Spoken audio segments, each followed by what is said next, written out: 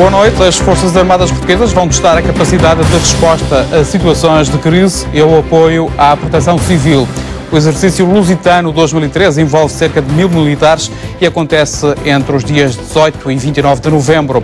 Trata-se de um treino para avaliação de estratégias que envolve o Comando Operacional da Madeira, a Força de Reação Imediata, assim como os 3 ramos das Forças Armadas. Hoje vamos conhecer mais em detalhe a atividade dos militares do Exército Português com o Major-General Marco Serronha, Comandante Operacional da Madeira e também Comandante da Zona Militar da Madeira. Muito boa noite, Sr. General. Vamos começar por esclarecer quem nos vê e não conhece muito sobre as Forças Armadas da Madeira. O que é o Comando Operacional da Madeira? O Comando Operacional da Madeira é uma estrutura, como o próprio nome indica, de comando, que tem um pequeno Estado-Maior de apoio ao Comandante Operacional, que depende diretamente do General-Chefe de Estado-Maior das Forças Armadas, portanto, e essencialmente tem como tarefa fazer planeamento para situações de contingência. Não tem forças militares atribuídas em permanência, ao contrário do que muitas vezes se pensa. As forças para determinado tipo de situações são-lhe atribuídas pelos ramos das Forças Armadas para exercícios ou para operações, mas é essa a situação. Portanto, é uma estrutura onde trabalham 43 pessoas, portanto, no quartel do Pico da Cruz, lá em cima. Os planos de defesa militar para a Madeira são sempre aprovados pelo chefe de Estado-Maior-General das Forças Armadas. Estes planos são atualizados de quanto em quanto tempo? São atualizados quando é necessário, quando há razões para os atualizar. Neste momento até estamos num processo de atualização dos planos e provavelmente este processo de atualização não vai ficar finalizado agora, porque com a aprovação dos novos documentos da Estratégia Militar Nacional, seja o Conselho Estratégico de Defesa Nacional, seja o Conselho Estratégico Militar e o Sistema de Forças, vamos ter que adequar os planos de contingência que temos a essas novas realidades que vão vir ao de cima. Novas realidades são essas? Enfim, o Conselho Estratégico de Defesa Nacional exprime uma nova articulação, por assim dizer, do emprego de forças da componente operacional do Sistema de Forças Nacional, novas, enfim, missões e novas responsabilidades para a Força de Reação Imediata, que é o instrumento que o Chefe de Estado-Maior-General das Forças Armadas tem mais rapidamente à sua situação para intervir, seja no território, fora do território nacional, seja em operações no interior do território nacional, caso seja necessário, nomeadamente o apoio a situações de proteção, de apoio à proteção civil nacional, caso seja necessário. E depois tem um outro conjunto de articulações entre sistemas de comando e controle que introduzem algumas diferenças relativamente àquilo que era a realidade até agora. E tudo isso vai ser espelhado num documento que ainda não está aprovado, que é o Conceito Estratégico Militar, que depois vai permitir ao Sr. Ministro da Defesa Nacional aprovar o sistema de forças e o dispositivo onde essas forças vão estar localizadas no futuro. No contexto nacional e em termos de segurança, a Madeira é uma região vulnerável, digamos assim? A Madeira não tem uma situação de vulnerabilidade superior ao todo o território nacional, seja os Açores, seja o continente. É evidente que nós hoje temos uma abordagem da segurança que é diferente daquilo que era há uns anos atrás, não é? As grandes ameaças hoje não são ameaças militares puras, são ameaças decorrentes da própria globalização. E, de facto, temos de estar preparados e alerta, ter sistemas de vigilância que nos permitam identificar essas situações o mais rápido possível e atuar. É evidente que a segurança das populações, no nosso caso aqui da Madeira, é uma tarefa importante também que as Forças Armadas têm e é aquelas para o qual têm sido mais chamadas a atuar, nomeadamente o apoio à proteção civil regional em caso de catástrofe. É essencialmente isso que nós temos feito nos últimos tempos. Esta conjuntura nacional e internacional de crise traz responsabilidades acrescidas no plano da defesa? Eu julgo que sim. Vamos ver, em termos... Nós sabemos que, por exemplo, no caso da Europa, não é? As contingências orçamentais da grande parte dos países da Europa levaram a alguns cortes nos orçamentos de defesa. Aliás, os próprios Estados Unidos, o nosso principal aliado, têm de algum modo já chamado a atenção da Europa para o modo como a Europa está, enfim...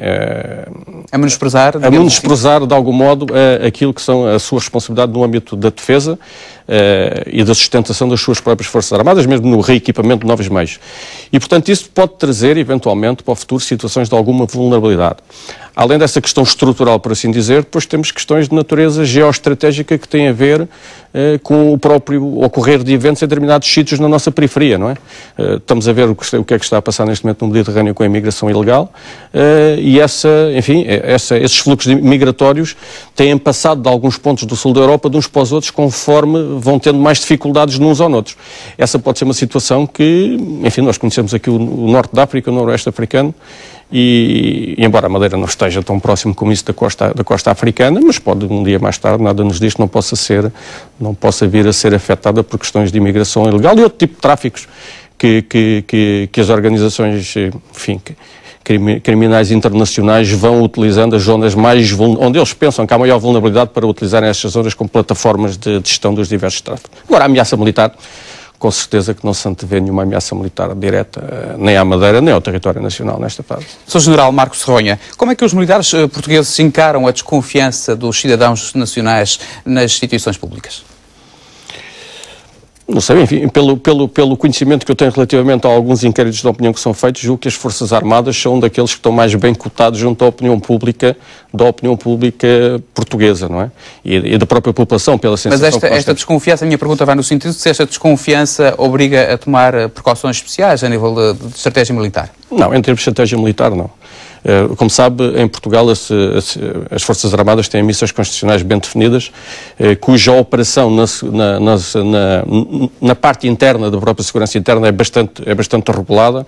As Forças de Segurança têm a principal responsabilidade da segurança interna. As Forças Armadas poderão apoiar e, portanto, não há... Mas, do ponto de vista das Forças Armadas, não se antevê nenhuma situação de dificuldade, por assim dizer, em termos internos. O que é que se testa com os treinos que envolvem os 3 ramos das Forças Armadas através do Comando Operacional da Madeira? A ver, nós temos um programa de exercícios, é uma das principais missões do Comando Operacional da Madeira, é de facto planear os exercícios conjuntos que integrem os meios dos 3 ramos das Forças Armadas. E fazemos isso normalmente através do exercício ZAR, que é um exercício anual, e onde treinamos essencialmente duas tipologias de cenários. Um é aquele que nós, enfim, por questões até por alguma infelicidade das populações da Madeira, mais treinamos e já operamos, que é a situação de apoio à proteção civil em situações de catástrofe natural. O outro é de situações de cenários de natureza mais militar, de reforço da vigilância, proteção de pontos críticos, enfim, que são tarefas típicas das Forças Armadas. Independentemente de não haver ameaça, não quer dizer que não se treine para ameaças fictícias, de modo a testar até a capacidade de reação das nossas próprias forças e dos nossos meios. Portanto, o Comando Operacional da Madeira agiliza de algum modo a intervenção aqui na região autónoma dos meios posicionados em permanência aqui, em termos de articulação para os exercícios, e até o reforço de meios que venham do continente, que atuem a nosso proveito e a nosso pedido. É essa. No âmbito da parceria com a Proteção Civil foi notório o apoio dos militares na ajuda à população, principalmente no 20 de fevereiro e também nos últimos incêndios que marcaram os últimos 2 anos. Como é que se faz este treino ou esta articulação com a Proteção Civil na Madeira? Temos, por um lado, a parte, enfim, doutrinária e legal está perfeitamente definida, em termos do enquadramento, como é que é feito o apoio. Nós, no caso concreto aqui do apoio à Proteção Civil Regional, atuamos no quadro legal que é de apoio, portanto a Proteção Civil e as autoridades regionais pedem às Forças Armadas o apoio supletivo, por assim dizer, às necessidades, enfim, algumas necessidades que surjam. E de facto, depois temos planos, os 3 ramos das Forças Armadas aqui presentes, a Marinha, o Exército e a Força Aérea, têm planos específicos para as suas capacidades próprias serem empregues em apoio da Proteção Civil. E estão articuladas em equipas que depois vão para o terreno, sejam equipas de apoio a rescaldo, sejam equipas de combate a incêndios, para o transporte de pessoas, enfim, um conjunto de valências que são, por assim dizer, valências que os ramos das Forças Armadas têm, que dão para duplo uso. Dão para uso militar e dão para uso em apoio à Proteção Civil. E, portanto, é nesse quadro que nós atuamos. Depois fazemos o treino e procuramos, no mínimo, de 2 em 2 anos, fazer um exercício que envolva a Proteção Civil Regional e treinar, porque isto, enfim, no terreno não é às vezes tão fácil como está nos papéis escrito. E é preciso treinar, é preciso as pessoas conhecerem-se, e isso, os exercícios são o melhor ambiente, de facto, para as pessoas conhecerem, trabalharem em conjunto, aprenderem alguma coisa e depois melhorarem os procedimentos. E que lições é que se tiraram dos factos reais, ou seja, do 20 de fevereiro e dos incêndios? Bom, tiraram-se uma série de relações que levaram inclusivamente à produção de planos novos, enfim, e a principal lição, julgo eu, foi que é preciso trabalhar mais em conjunto no plano do treino e de estarmos preparados dos dois lados, das Forças Armadas e da Proteção Civil, para reagirmos rapidamente e eficazmente às situações. E isso é uma preocupação que nós temos tido sempre. Portanto, sempre que detectamos alguns pequenos problemas em termos de articulação das forças no terreno, fazemos aquilo que é o chamado processo de lições aprendidas, não é? Identificamos os problemas, tentamos ver como é que resolvemos e depois criamos mecanismos de melhoria e treinamos conjuntamente com a Proteção Civil depois essas questões nos exercícios. No 20 de fevereiro houve problemas de comunicações. O que é que foi feito para melhorar, digamos assim, a comunicação entre toda a estrutura de Proteção Civil da Madeira e também a estrutura que está no Comando Operacional da Madeira? Eu julgo que a Madeira, neste caso concreto, é o melhor exemplo nacional de como é que as coisas devem funcionar.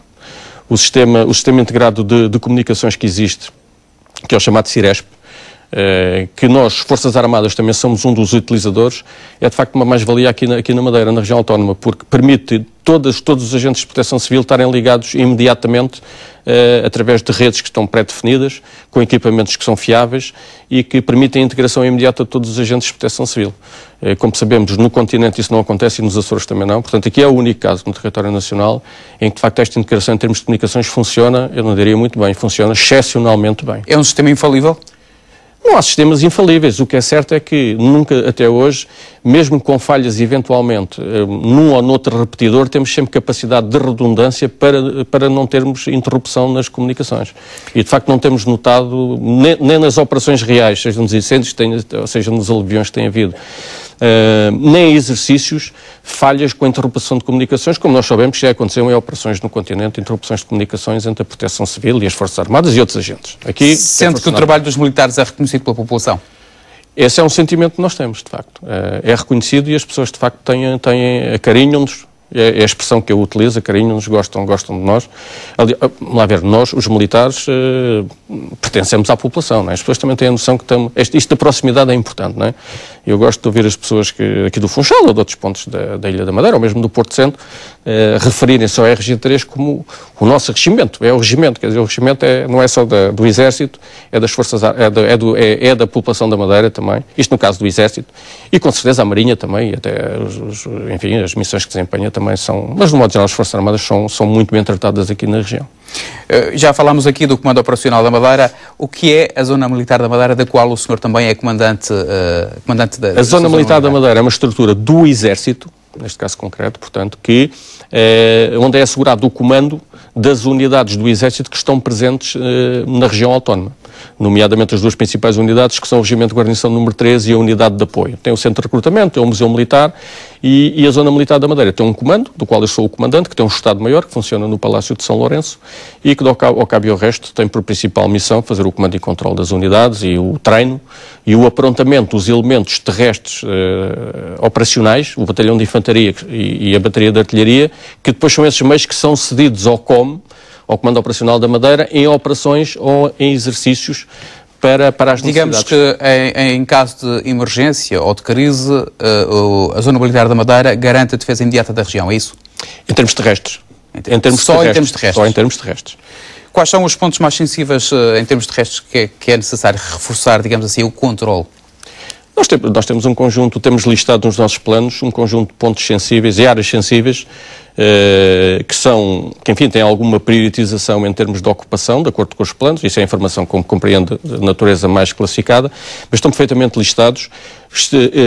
Temos, inclusivamente, alguma interação com as autoridades regionais relativamente àquilo que também são as preocupações das autoridades regionais relativamente à sensibilidade e à importância de alguns pontos sensíveis, nomeadamente questões que têm a ver com o bem-estar e com a capacidade das populações sobreviver, o abastecimento de água, o abastecimento de energia elétrica, são sempre instalações sensíveis, instalações de comunicações, como é lógico, sem comunicações não se consegue fazer nada hoje em dia, e portanto há um conjunto de áreas e pontos sensíveis e outras infraestruturas que precisarão de defesa em estados mais avançados de ameaça, nomeadamente um aeroporto, porto, enfim, um conjunto de infraestruturas que poderá precisar de defesa. De vez em quando ouvimos falar da Brigada de Reação Rápida.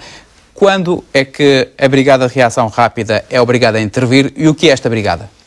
A Brigada de Reação Rápida é um elemento, é uma grande unidade, é essa a expressão exata, do Exército, do sistema de forças do Exército, que engloba aquilo que são enfim, passa a expressão, as unidades de elite do Exército português. Tem 2 batalhões paraquedistas, tem o batalhão de comandos e tem as forças de operações especiais, além enfim, no grupo de artilharia de campanha e mais uma série de unidades de apoio, nós chamamos de apoio de combate e de comando e controle de comunicações. É, portanto, a unidade que tem maior grau de prontidão em termos de intervenção. Os seus elementos são aqueles que têm maior prontidão para intervenção. E é a Brigada de Reação Rápida que fornece, de facto, a componente terrestre da chamada Força de Reação Imediata Nacional, que são meios dos 3 ramos das Forças Armadas, que depende diretamente do General-Chefe de Estado-Maior das Forças Armadas. Portanto, essa brigada é quem fornece, em primeira, tem graus de prontidão bastante curtos, de dias, para fornecer as forças para a Força de Reação Imediata. E tem feito treinos também na Madeira? Nos últimos tempos não tem feito treinos na Madeira, mas os elementos da Força de Reação Imediata que virão para o exercício lusitano são dessa Brigada de Reação Rápida, nomeadamente uma companhia paraquedista. Que exercícios é que são realizados no âmbito da Zona Militar da Madeira? Na Zona Militar da Madeira nós temos 3 tipos de exercícios. Temos o chamado Pedra Viva, que é um exercício de fogos reais que fazemos na zona da Ponta do Pargo, onde treinamos as nossas armas principais, mais pesadas, e de acordo com as capacidades de fazer tiro aqui. Algumas temos que ir fazer tiro ao continente, nomeadamente tiro de morteiro. Depois temos os exercícios da série Morsa e da série Golfinho, que são exercícios para treinar os elementos da componente operacional do Sistema de Forças Terrestres, que estão no regimento, o Batalhão de Infantaria e a Bateria de Artilharia Antiaérea. Temos, por assim dizer, 4 exercícios por ano na zona militar, na parte do Exército, 4 exercícios. Quanto ao recrutamento de militares, e estou-me a referir a voluntários, a procura tem sido grande, ou como é que tem sido a procura pela carreira militar? Tem superado nitidamente a oferta. Portanto, quando isto tem superado nitidamente a oferta, estamos a falar de quantas pessoas por ano, mais ou menos? Podemos ter cerca de 300, caso de 2013, cerca de 300 indivíduos oferecidos para prestar serviço militar e onde vamos só incorporar cerca de 70. E porquê que não há capacidade para absorver mais homens e mulheres no Exército, é isso? Neste momento, como deve saber, as vagas, a admissão de pessoal militar é planeado e é determinado pelo Ministro da Defesa, pelo conjunto do Ministro da Defesa Nacional e do Ministro das Finanças. E, portanto, é de acordo com essas vagas que são criadas que o Exército faz, no seu caso concreto, faz a sua incorporação. No plano geral do Exército, há um conjunto de vagas que são atribuídas à Zona Militar da Madeira. Incorporámos este ano só 37 em julho no Regimento de Guarnição número 13 e está prevista agora a incorporação de mais 30 militares agora em novembro. Para fazer a recruta. Isto para raças, para serviço. Quanto tempo é que podem continuar ou podem permanecer estes militares aqui na Madeira como voluntários? 6 anos. 6 anos é o limite máximo de contrato que os militares podem ficar nas Forças Armadas. Quem quiser se candidatar, o que é que pode fazer? É dirigir-se ao centro de recrutamento ou a qualquer unidade militar, tanto à unidade de apoio como ao RG3, e manifestar essa intenção. Depois será contatado oportunamente para fazer aquilo que nós chamamos as provas complementares de seleção, para a admissão, e depois fica numa lista, por assim dizer, e sempre que sejam disponibilizadas essas vagas para incorporação, as pessoas são chamadas de acordo com uma hierarquização que é feita de acordo com uma classificação dessas provas de seleção, as pessoas depois são chamadas para serem incorporadas. Sr. General, quantos militares tem a Zona Militar da Madeira? A Zona Militar tem, contas por alto 500 efetivos, 500 militares. Militares e civis. E o Comando Operacional? O Comando Operacional tem só 45 militares. Há muitos madeirenses a procurarem a Academia Militar? Em termos de procura, não lhe consigo dizer. Em termos de presença de militares do quadro permanente madeirense aqui na zona, temos bastantes. Era importante termos mais oficiais? Eu julgo que sim, é evidente. Mas temos bastantes oficiais. Há quem diga que o Exército Português e as Forças Armadas Portuguesas têm oficiais a mais. Concorda com esta análise, com esta leitura? Vamos ver, o nosso paradigma, por exemplo, para fazer essa comparação é a nossa organização. É evidente que não temos oficiais a mais relativamente à orgânica que temos que ter, não é? É evidente que eu compreendo essa perspectiva, mas por vezes temos a tendência o conhecimento que temos é que temos que ter, se calhar, numa estrutura operacional, de facto, o número de oficiais, sargentos e praças tem uma estrutura bastante equilibrada de pirâmide. Mas quando começamos a falar em Estados Maiores, onde existem essencialmente mais graduados, e outras estruturas de topo do comando do Exército, onde existem muito mais graduados do que praças. Portanto, essa discrepância é aparente no sentido em que a organização exige que tenhamos muito mais graduados e quadros do que aquilo que à primeira vista as pessoas possam pensar. Ontem, nas comemorações do Dia do Exército, o senhor manifestou-se preocupado com a redução de verbas do Orçamento do Estado para as Forças Armadas. Como comandante, sente que tem dinheiro suficiente para cumprir a missão que lhe foi confiada aqui na Madeira? Vamos lá ver, as restrições orçamentais, é evidente, nunca são simpáticas para quem lidera organizações que vivem com base no Orçamento de Estado. É evidente que as compreendemos, no quadro que temos atualmente, e tentamos, de algum modo, priorizar os recursos que temos em função daquilo que são os elementos fundamentais da missão. E esses são o treino e o aprontamento dos meios para fazer face às situações que as Forças Armadas possam vir a ser chamadas aqui na Madeira, no caso concreto o Exército, neste caso aqui mais concreto. Mas as preocupações são aquelas preocupações que toda a gente tem, que trabalha, enfim, e que é abrangida por um Orçamento de Estado que nós sabemos que sofreu uma redução substancial. Eu não tenho conhecimento concreto do orçamento que me será atribuído em termos de Zona Militar da Madeira ou de Comando Operacional. As informações que temos é que os cortes relativamente à operação e sustentação, que é aquilo que te permite cumprir as missões, não serão substanciais. Poderá haver cortes que derivam dos próprios cortes que vão ser feitos aos vencimentos e aos salários dos funcionários públicos e que afetam as Forças Armadas e também em termos de Orçamento de Estado há poupança, não é? E tem havido dinheiro para combustível, digamos assim, e para munições? As munições não são geridas aqui por nós. No caso do Exército, são geridas de forma centralizada, enfim, pelo Comando da Logística do Exército, que faz a aquisição de munições. Mas temos estoques de munições necessários e suficientes para aquilo que se espera. Combustíveis, de um modo geral, também não temos tido problemas de maior. Aqui na Madeira, enfim, não é um problema que se ponha, pode-se pôr mais num continente, onde de facto as unidades têm que, por vezes, se movimentarem-se mais, mas de um modo geral não temos tido problemas grandes com combustíveis aqui na Zona Militar da Madeira. Este ano, durante a missão de apoio aos incêndios, uma viatura militar despistou-se, causando uma morte. Nas redes sociais levantaram-se vozes a apontar o dedo à falta de manutenção. O que se passou com esta viatura? Bom, a viatura neste momento ainda não está na posse do Exército, não é? A viatura, fruto da situação que ocorreu do falecimento de uma pessoa, o Ministério Público, enfim, foi obrigado a intervir, como é lógico, em termos de abrir um processo, e, portanto, a viatura está neste momento para efetuar a peritagem pelo Ministério Público, no âmbito do processo que decorre no Ministério Público. Portanto, sob o ponto de vista da peritagem que há de ser feita no processo de averiguações militares, ainda não temos informação relativamente a essa questão, porque a viatura ainda está na posse do Ministério Público. Não há dúvida que foi uma situação de falta de travões. Agora, enfim, as circunstâncias técnicas mais apuradas onde ser vistas. De qualquer modo, a questão da manutenção, as viaturas têm um plano de manutenção que é cumprido, e, portanto, temos que ver exatamente. E no caso daquela viatura foi respeitado? Foi. Estava de acordo com os planos de manutenção que eram feitos. É uma viatura que não tem seguro, como é que vai seguir o processo de indemnizações? O processo de indemnizações posso dizer que está resolvido, ainda não foi pago às pessoas porque é preciso, enfim, uma série de decisões internas dentro do Exército para acionar o dinheiro disponível para isso, mas será feito nos próximos dias. Quais são, em termos de necessidades de formação dos militares, quais são as principais necessidades? De formação? Formação. Aqui. Enfim, nós temos um programa de formação para os nossos especialistas que integram a nossa orgânica militar, não é? E, de facto, isso tem estado a correr, de acordo com os programas que temos, não temos problemas nessa área da formação. É evidente que tentamos dar o máximo de formação aos nossos militares.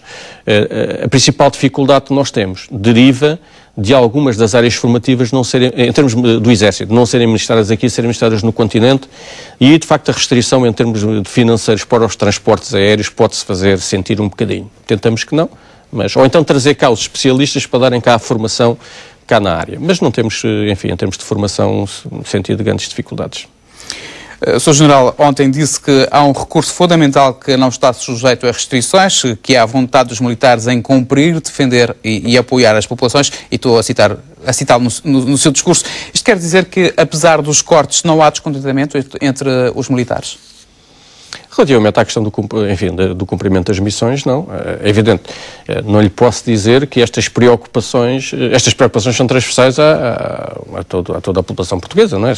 Que mexe diretamente não com a situação militar em si, mas com a vida das pessoas, os agregados familiares, estas questões. Nós tentamos minimizar isso, em termos de impacto no serviço, tentando motivar as pessoas, de facto, para o serviço e aqui na zona militar da Madeira, e julgo de um modo geral no Exército, as pessoas não se deixam abater por isso tão facilmente. Normalmente só ouvimos protestar os sargentos. Por que razão os oficiais não protestam também? Olha, não sei. Se calhar também protestam. Podem, às vezes, não protestar de forma tão pública, eventualmente, como disse que os sargentos, talvez através da Associação de Sargentos, possam protestar. Mas também é feito sentir, por assim dizer, também, as preocupações. Agora, em termos institucionais, o que nós procuramos, e aqui a Madeira é um caso sui generis, porque como o emprego operacional dos meios do Exército na Madeira pode acontecer, por as questões que sabemos relativamente às circunstâncias de catástrofe natural que pode acontecer, de um momento para o outro, as pessoas, os militares, têm de facto essa preocupação de estarem preparados e disponíveis para um apoio imediato. E isso leva, de facto, a uma envolvência psicológica, julgo eu, mais predisponível para apoiar, até porque, como sabe, grande parte do efetivo que presta aqui serviço é madeirense, portanto, quando as coisas acontecem, toca também aos seus familiares e as pessoas estão os militares altamente disponíveis logo para intervir e para apoiar. Portanto, essa é a nossa vontade. O ter dinheiro para fazer, a vontade de resolver algumas coisas, a organização também. Mas, vamos até onde pudermos. É essa a nossa tarefa. Enquanto houver combustível e houver necessidades de apoio, a gente vai gastando e não vai faltar, com certeza, nesse aspecto. De 18 a 29 de novembro, as Forças Armadas Portuguesas vão realizar o exercício Lusitano 2013. O que vai ser testado neste exercício? Neste exercício vão ser testados um conjunto os objetivos do exercício são testar, e validar o treino de um conjunto de componentes. A força de reação imediata é uma delas, conforme já falámos dela. É o instrumento fundamental que o chefe de Estado-Maior tem em termos de capacidade militar à sua disposição.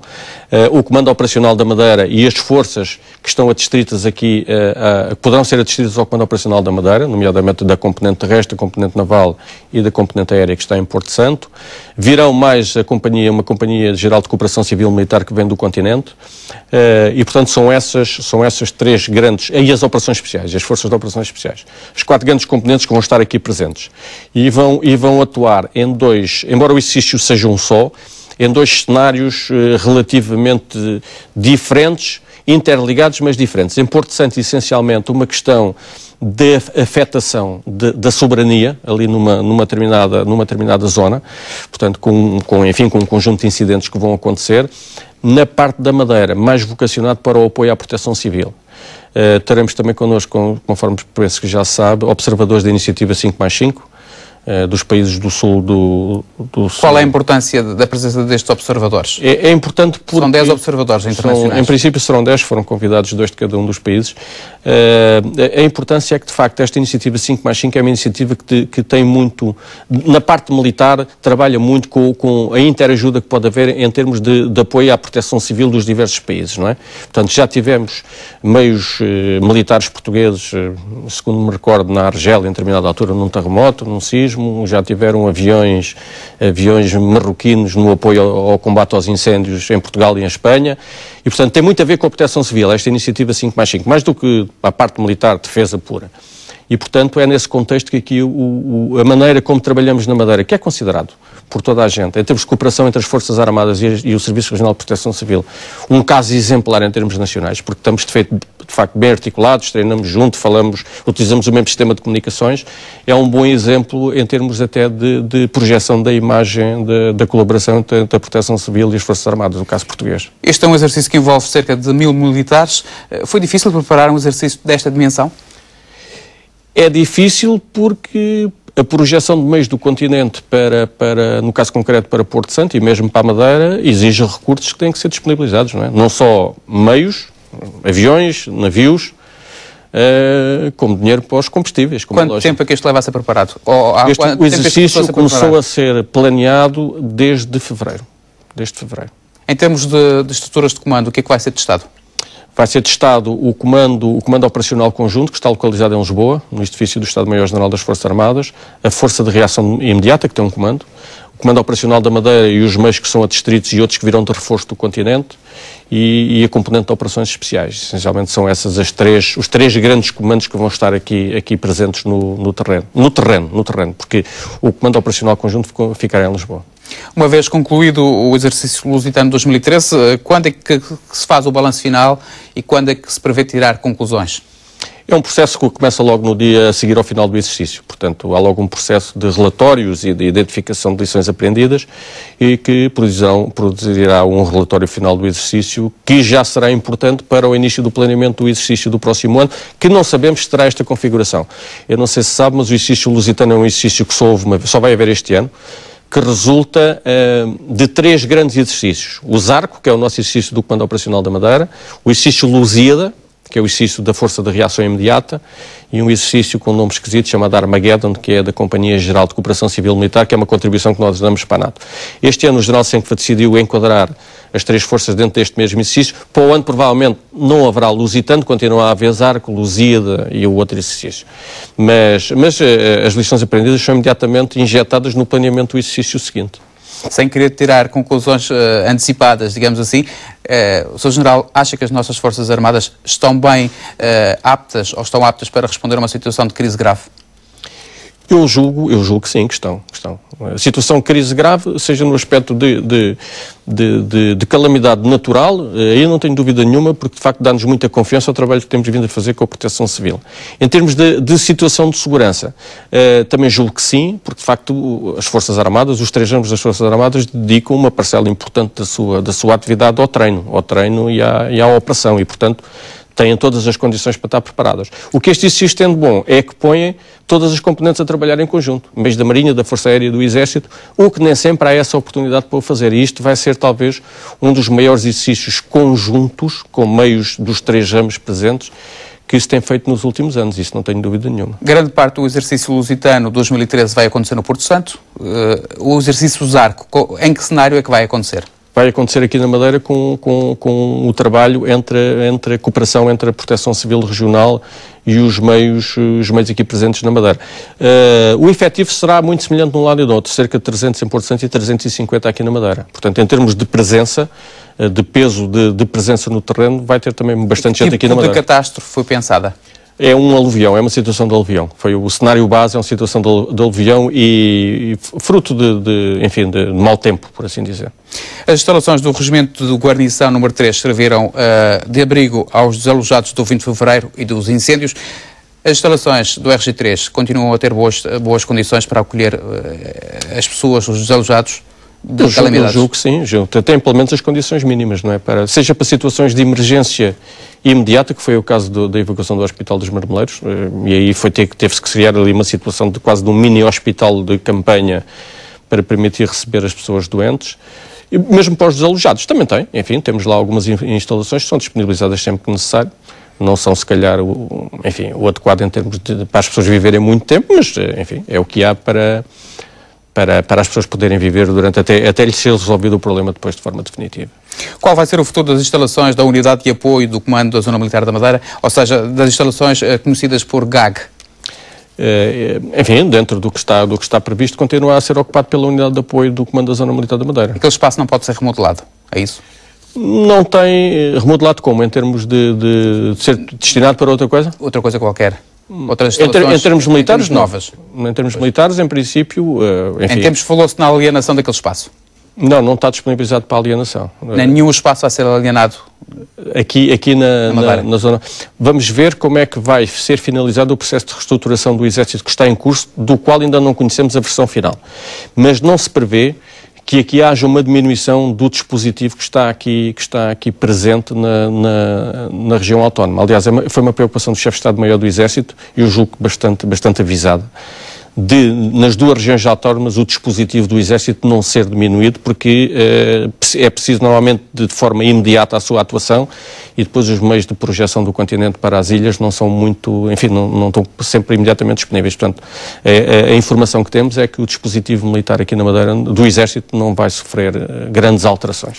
Os militares madeirenses também participam em missões internacionais. Neste momento, há madeirenses em que países? Neste momento há madeirenses no Kosovo. Há uma secção que está no Kosovo, 11 militares, e estão 2 militares de forma individual, por assim dizer, no Afeganistão. Qual é a importância destas missões internacionais para a instituição militar? A ver, eu julgo que é a ambição de qualquer militar, seja ele qual for, desde o general ao soldado, poder participar numa missão desta natureza, porque é a grande probabilidade de ter um contacto com aquilo que nós chamamos de uma operação real, não é? Que anda toda a vida em exercícios e não tem grande possibilidade de participar em operações, e ainda bem, porque é sinal que Portugal não está afetado por nenhuma necessidade de segurança grave que tenha que intervir as Forças Armadas. Neste âmbito das operações de apoio à paz, como nós lhe chamamos, é de facto o grande objetivo de toda a gente participar, é a experiência, é a possibilidade de ter experiência, contatar com outros contingentes, com outros países, e participar em operações reais, que é para isso que servem as Forças Armadas, não é? Para estarem preparadas para participar em operações reais. Sr. General, uma última questão. Quais são as próximas atividades planeadas para a Zona Militar da Madeira? Portanto, neste momento, participação com a parte terrestre para o exercício lusitano, até ao final do ano. E para o ano, continuar com o nosso programa de exercícios que temos, portanto, com os exercícios da série Morse e da série Golfinho, receber a nossa secção que está no Kosovo de volta em março do próximo ano e talvez depois em setembro iniciar o aprontamento de outra para voltar ao Kosovo depois no ano de 2015. Estas são as grandes atividades. É evidente, há um processo de reorganização do Exército em curso, nos quais nós também vamos participar e vamos também preparar-se para entrar nessa reorganização, embora o dispositivo militar aqui não será muito afetado, mas poderá haver coisas que uma nova organização, por assim dizer, poderá haver em algumas áreas. E, portanto, também temos que estar preparados para participar nesse processo. E em termos operacionais, será isso, em termos de exercício. General Marco Serronha, muito obrigado por ter vindo à RTP Madeira. Nós colocamos um ponto final neste programa em entrevista. Assim especial, desejo uma boa noite.